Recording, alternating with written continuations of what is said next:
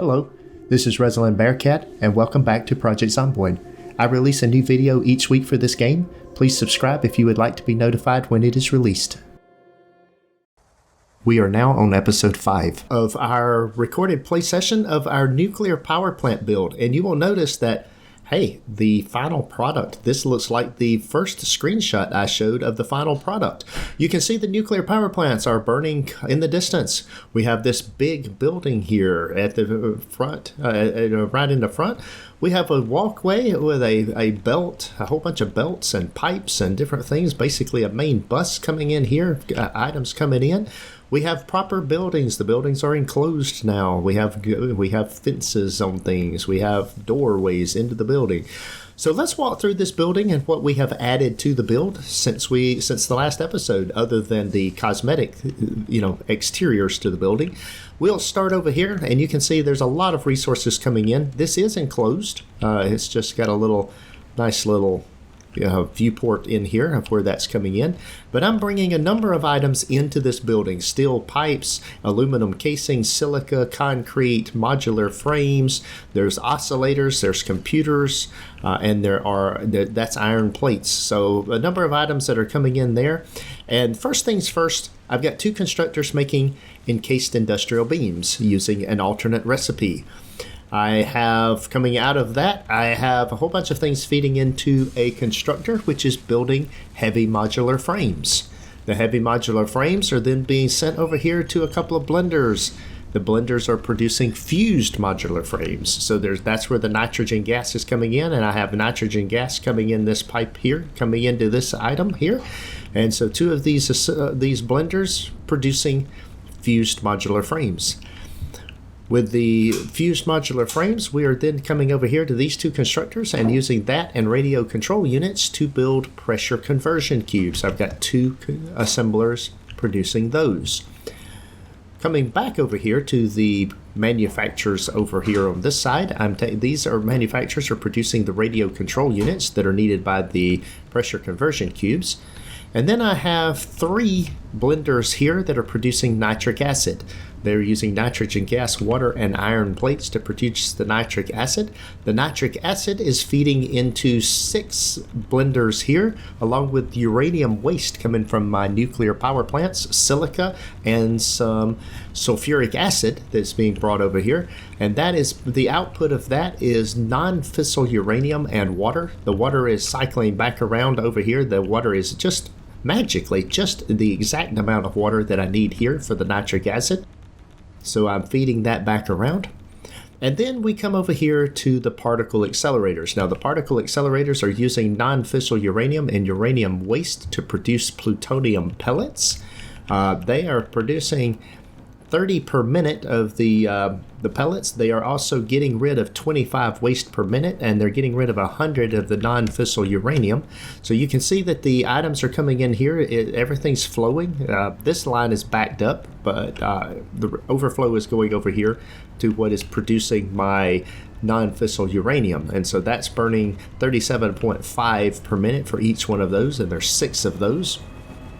The plutonium pellets then are being brought around here and into the final set of assemblers in this building. These assemblers are then making the encased plutonium cells.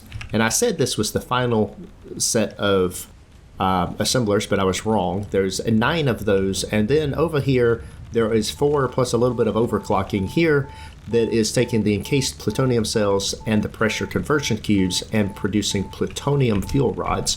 And the plutonium fuel rods are being sent into an awesome sink. We're getting rid of it. Now I could send that into a nuclear power plant and produce more nuclear power, but then I would still have waste coming out of the building, and that waste would not be being dealt with. Now there's one other thing that I am going to show you. I've got 2 pipes coming in here. If we look at this, pipe 1 is a 600 meter pipe. It is bringing in nitrogen gas, and I've got a 300 meter pipe bringing in nitrogen gas.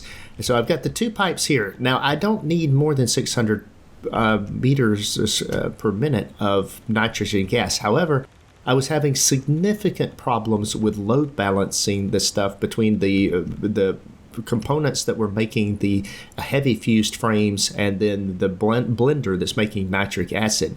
And instead, I had to do this with 2 pipes bringing it in order for the flow mechanics to work properly. So I'm bringing in the nitrogen gas over here. I'm splitting it right here. I'm putting half of it into that container, half of it into that container. And then I've got a 600 cubic meter pipe coming out there, a 300 cubic meter pipe coming out here. And those 2 things then join up, one on one end and one on the other, so that I get gas flowing in from both directions to my blenders. And so my blenders are being fed both by this pipe and by the overflow that's in this pipe when it gets to the other end. And that is working well. Or if we go back over here, I will point that out, but that is one of the things that was in there. So that was the build here. You can see the outside of the building here. If we come in here, you can see the pipe goes up underneath the building, and then it comes out down here. We bring it up right here and bring it in here. You can see it's the 300 coming in here. There's a 600 meter pipe coming in here. I have a valve right here to keep it from flowing the other way, and so this section of pipe here is being fed from 2 different directions. And then once I did that, then these blenders here are getting are fully running with nitrogen gas. I couldn't get them to run 100% without doing that. That was just the mechanics was working. The distance of the pipes, I don't know what it was, but there was almost a slosh, like you see with fluids, with a sloshing effect. With the gas, there was the same kind of effect. At times there would be plenty of gas down here, and at other times there would be no gas down here at the end, even though there was plenty of gas in the pipeline, or theoretically should have been plenty of gas in the pipeline to feed all of that. It certainly wasn't working. So I am going to go through here just a couple more things. You can see here the kind of the bus lines of things that are coming across. I'm just going to kind of let you see the outside of the plant here, what some of this looks like. I'm feeding things in between the buildings, underneath the buildings. There's just items being fed from every direction you can imagine. I've got the awesome sinks out here, but if we look at this and we go down through here, we see the silica coming out there in a batch. You'll notice nothing is going into the awesome sink, and that's because we're consuming all of it. Those awesome sinks are not doing anything right now.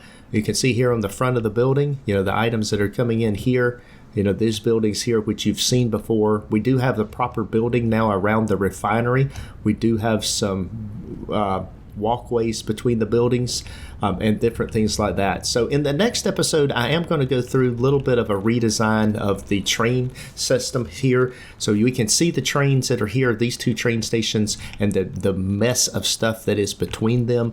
But these trains have an issue. I don't really like this. I think I can improve that between those trains and make the train work better, and kind of set it up as a I format or an H format, so that there's a shared track in the middle, and then there's on each end there's the tracks, and not have them go around and circle around, but instead use a push-pull system.